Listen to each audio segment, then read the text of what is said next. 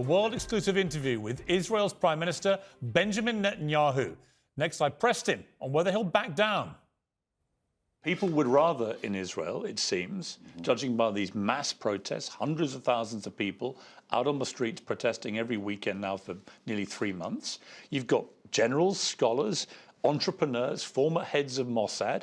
Some of your closest political allies have come out and attacked this and said this is a judicial coup made by the majority in order to grab power away and not give Israelis the protections in law they're entitled to. Reservist fighter pilots refused to attend a training exercise, this week joined by 650 members of the IDF Special Forces Command.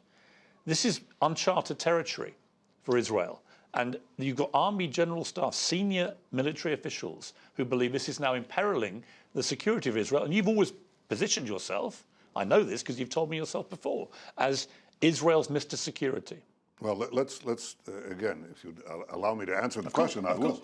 Okay, so the first thing is, I think balancing the judicial, having the judges not select themselves, which is what this bill is about, does not only weaken democracy, it strengthens democracy, because in all other democracies, with the exception of the UK, and there may be one more exception, the judges do not choose themselves, the elected officials do. And that's what this bill does, and I think it's right.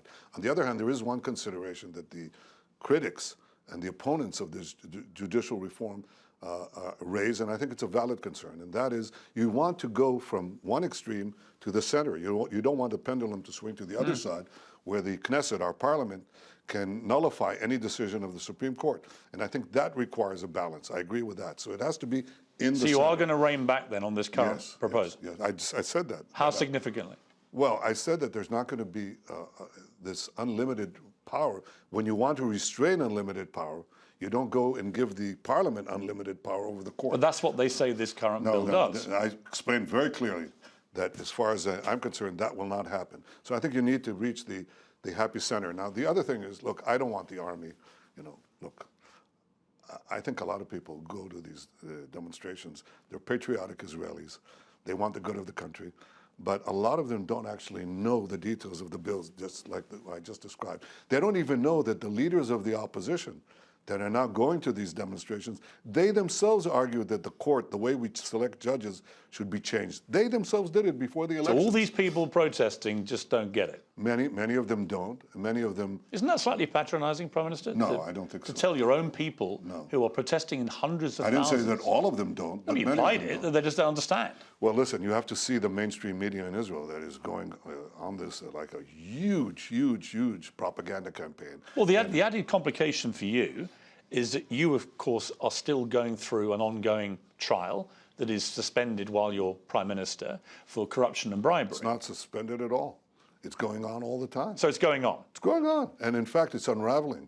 The charges, the charges that were put before me were ridiculous. And they're just unraveling in the court. You're discovering things like prosecutorial intimidation of witnesses, the blackmailing of witnesses, tampering with evidence. But here's the point.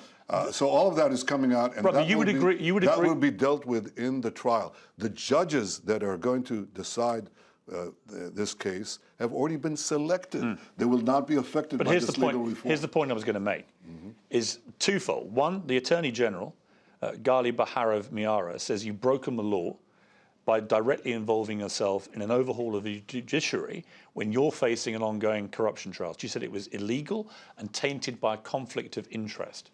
That's completely false. I maintain the same conflict of interest restraints, and I'm abiding by every consideration. That my case is not going to be affected by this legal reform one iota. But what happened to insist, I am the Prime Minister of Israel. Israel is going through the most acute crisis in many years. You yourself said how important it is.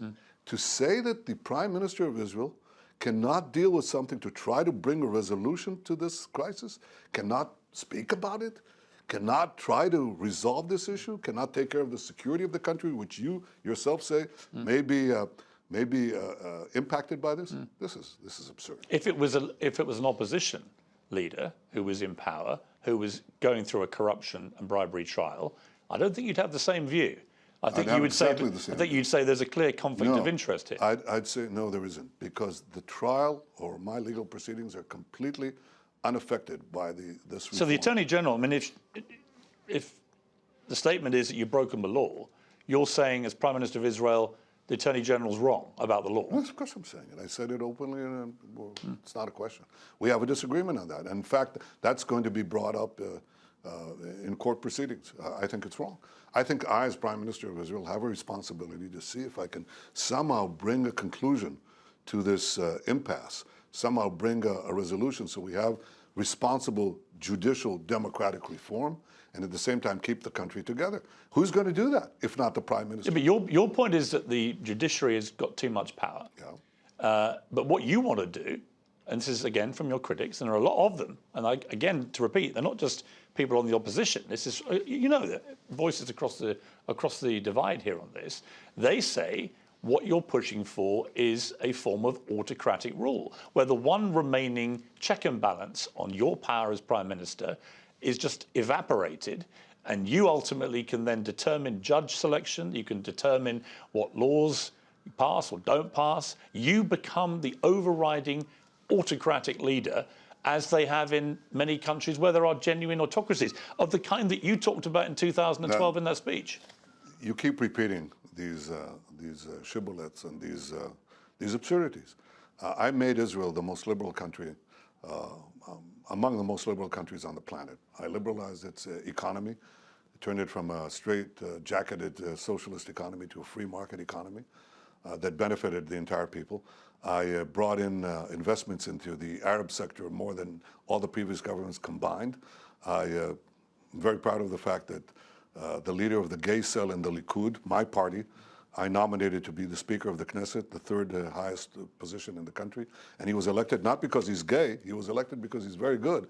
But that's the liberal position that I've always espoused and espouse now. To try to paint me as some third world autocrat is ridiculous. I believe in the balance. I'm a classic Democrat with a small d. I don't want to get into trouble with my American friends. But I'm a classic believer in the balance between the three branches of government. That's what ensures democracy.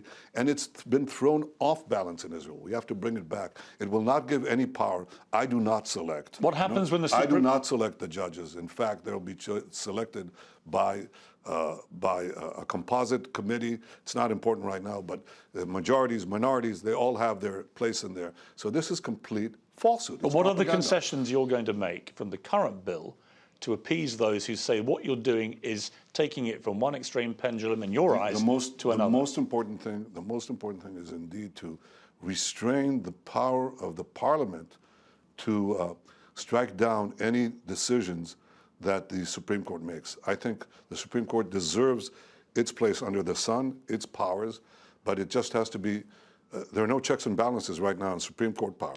So you want to get some checks and balances on that, but you don't want to eliminate checks and balances on the But you want to stop the Supreme Court from interfering in any... No. It's called against basic laws, which form the constitutional framework, if you will. You don't have a constitution, do you? No. Well, the Supreme Court argues that we do already. Or the former Supreme Court president said that the basic laws that have been enacted form a constitutional framework. So in any case, those laws, in my opinion, have to be protected. The Supreme Court can't challenge them, but it can challenge other laws. And the question is, what is the majority that is required in the Supreme Court to strike down a law? I won't get into the weeds of what they're going to do, surely, the Supreme Court, they will try and strike down this. So what do you do as the Prime Minister that wants to do this if the Supreme Court exercises what it believes to be its right to strike down your bill? Well, I think that it's never happened before that the Supreme Court strikes down basic law. This is a basic law. And I don't think they're about to do it. And I hope really? they won't. They've never had such a direct attack on their authority. It's not. Well, then the question is, should they be able to judge that? That's a question. Well, it seems that the people of Israel who are protesting every week and all these eminent people who are commenting about this, they prefer the current situation to one where the power moves to the Prime Minister. It doesn't move to the Prime Minister. It's got nothing to do with it. The Prime Minister gets no power. To politicians. Yeah. Well, then you have to ask yourself, if that were the case, I don't see any democracy that has such extreme powers of the Supreme Court as in Israel. There's no such democracy. So are they not democracies? Are they dictatorships? Of course not. They're perfect. When you are trying to take some power away from any branch of government, and in this case from the judiciary, they don't want to take it away. Right now you have a situation where 15 unelected members of the Supreme Court effectively govern Israel. They can decide things that affect our military, our economy, our foreign relations, our battle with terrorism. Is that right? Is that democratic? No, it's not democratic. You want to correct it. Israel is democratic in the sense that you vote for a government, but when you vote for a government, you want that government to govern. Right now, the powers of that government to govern are severely restricted by a Supreme Court that has more powers than in any other democracy on earth. You don't say that those other democracies are somehow tainted, are somehow not democratic because they have a better balance of power. And trying to balance it is difficult. I grant you that. You can see how difficult it is. Right. I don't deny it. And I understand the concerns of those who are genuinely worried about the future of Israel, but so am I. And I would not let Israel become less democratic. I want it to be more democratic. You've always been a politician, it strikes me, who's got an instinct for what the people are thinking. You must be aware the scale of this is like nothing you've ever had to deal with in any of your terms of office, any Israeli Prime Minister. This is unprecedented for you. And there comes a point when if you're just going to keep pushing up against this gigantic, ever-growing hill of opposition, including members of your own government who said you should stop this and negotiate. What is your response to that? Well, I was the first one to call for negotiations, even though I was in a curious position, because they told me you can't deal with the actual workings of the bill, so I didn't. I actually didn't. But I did call on the opposition to join the coalition, the government, to discuss reaching some kind of compromise. And I've called for 3 months, and they haven't come. So you ask yourself, and when they say, let's halt it, I said, you just wasted 3 months. Why don't you come in and talk? Get into the room, start saying what your concerns are, like the ones you raised here. Our people will give their responses. We can, I think we can figure out a middle way that will be, I think, successful. By the way, I still hope that will happen. Remember that the bill that is now in Parliament as we speak is one component, just one component. It really deals only with the selection of. But you know how big this is blown. You went to see Rishi Sunak, British Prime Minister, and in their readout of your meeting, it spoke about the desire to save Israeli democracy. Curiously, in yours, I'll read the exact wording, it said the importance of upholding the democratic values that underpin our relationship, including in the proposed judicial reforms in Israel. But in the statement from your office, didn't mention that. Why? Well, because we spoke for about an hour, and the Prime Minister indeed raised that issue. Prime Minister Rishi, it was there's a debate in my team whether it was 45 seconds or 47 seconds out of the hour. So yes, he did raise it. You're quite right. I don't deny it, but I think it's become a perfunctory thing. You sort of have to say it because people are pressing. There are BDS people that are pressing it. It's become a political hot potato in Israel. So the opponents have their supporters here, and they're pressing on the various governments. I understand that. And look, people don't necessarily get into the details of it, but I do. But the American president has also said the same thing, Joe Biden. Yes. He's also said that to you. Yeah, sure. I spoke to him the other day on the phone. But and what did he say to you? Well, first of all, we spoke about Iran, as you could Of course, imagine. and I'll come to that. And a lot. But he raised that, and I assured him what I assured you, that Israel was, will, and is, and will remain a democracy.